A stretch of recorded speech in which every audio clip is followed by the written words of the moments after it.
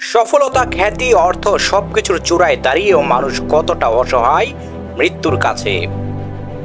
Diego জোটা মাত্র 18 বছর বয়স, পাশে ছিল ছোট ভাই সিলভা। বিলাসবহুল গ্ল্যাম্বরগিনি গাড়িতে ফিরছিলেন বাড়ি, হঠাৎ চাকা ফেটে গেল। গাড়ি নিয়ন্ত্রণ হারালো, ছিটকে গিয়ে কয়েকবার উল্টে গেল। এক মুহূর্তে আগুন জ্বলে উঠল ভয়াবহভাবে। যতক্ষণে উদ্ধারকারীরা পৌঁছায় সব শেষ, দেহে এমনভাবে পুড়ে গিয়েছিল চেনার উপায় ছিল না। নাম্বার প্লেট দেখে বুঝতে হয়েছে ওটাই ছিল জোটা, আর পাশে ছিল তার ভাই সিলভা।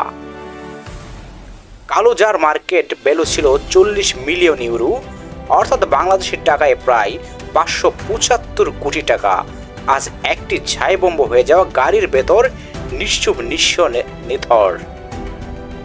এই মানুষটা খেলেছে লিভারপুলের হয়ে, জিতেছে অসংখ্য ম্যাচ।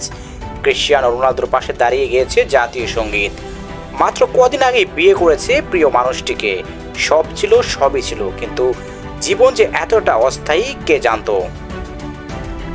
আজ সে নেই, একটা চাকা, একটা মুহূর্ত সবকিছু কেড়ে নিল। এই মৃত্যু আমাদের একটা বার্তা দেয়, জীবন কখনোই স্থায়ী নয়। টাকা, খ্যাতি, প্রতিভা কিছুই আপনাকে মৃত্যুর হাত থেকে বাঁচাতে পারবে না।